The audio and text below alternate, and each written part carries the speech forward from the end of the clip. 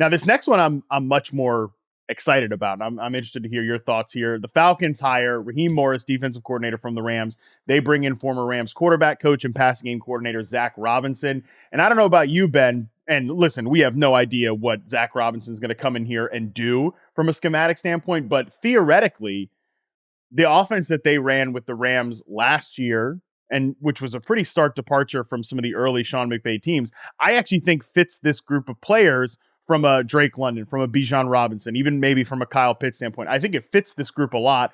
How excited are you about this potential offensive? Yeah, so you bring up the offense that they ran, right? And that's the tricky thing here is that when Robinson started with the Rams in 2019, they were in prime Goff era, right? Under center, zone, duo, play action.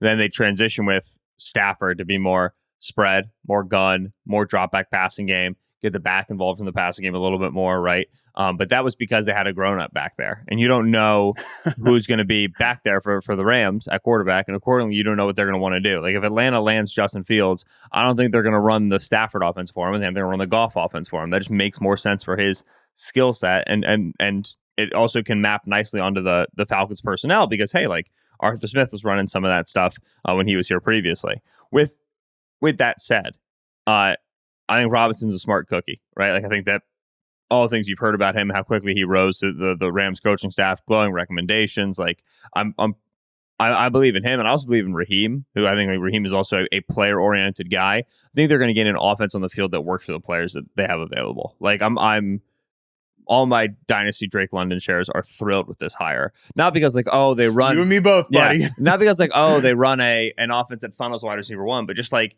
Drake's very good and hasn't gotten the sort of volume that very good receivers typically do and the sort of utilization that very typical wide receiver ones typically do. He's probably going to get that now just because Raheem and Zac Robinson are going to sit down and be like, all right, we should probably get this guy the ball more and worry less about the Scotty Miller and Van Jefferson targets. And like that, like, right, it's just like it's layup stuff a little bit.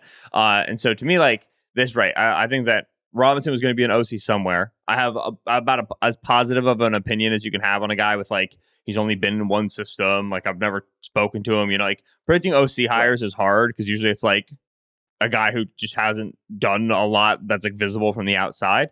But he gets glowing recommendations, and I think Ra is a smart guy. I think Ra is, like, again, like a player-oriented coach who knows where his bread is buttered.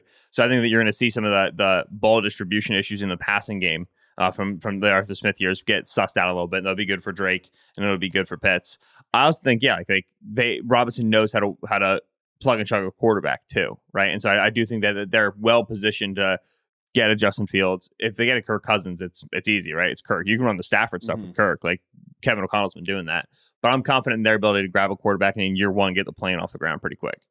I like that point about how if they get some guy that, you know, isn't quite on the Stafford level or isn't able to do all that stuff, we've seen this coaching staff put together an offense with a quarterback in Jared Goff that's a little bit more limited from what he can do. I like that versatility there. And I'm glad you brought up Drake London because I think about the conversation I had with Puka Nacua at Super Bowl week and him saying, look, and this was the answer I expected him to give when I asked him, what's your favorite route to run? And he brings up, like, the dagger routes, the in cuts, the digs and everything from this offense.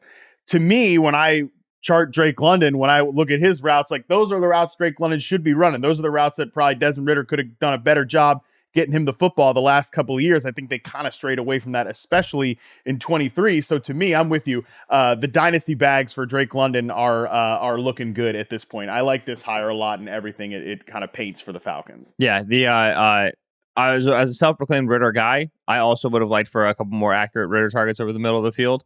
But yeah, like the quarterback, Atlanta's got that's my third offseason believing in the Atlanta Falcons, third straight, which is tough. They've had like three different offensive coordinators or defensive coordinators, the whole time. I got to eventually get off this train. But infrastructure-wise, they have a lot going for them. They have to be able to plug chug quarterback. And I think that this staff is capable of doing that. And if they get Kirk, like, they can take a big year one leap. Yeah, and if you guys want more context on Raheem Morris and how excited the players are about him, I would encourage you to go to the Yahoo Sports YouTube page and check out the Bijan Robinson interview we did at Super Bowl week. He is gassed up about playing for Raheem Morris, man. So very exciting.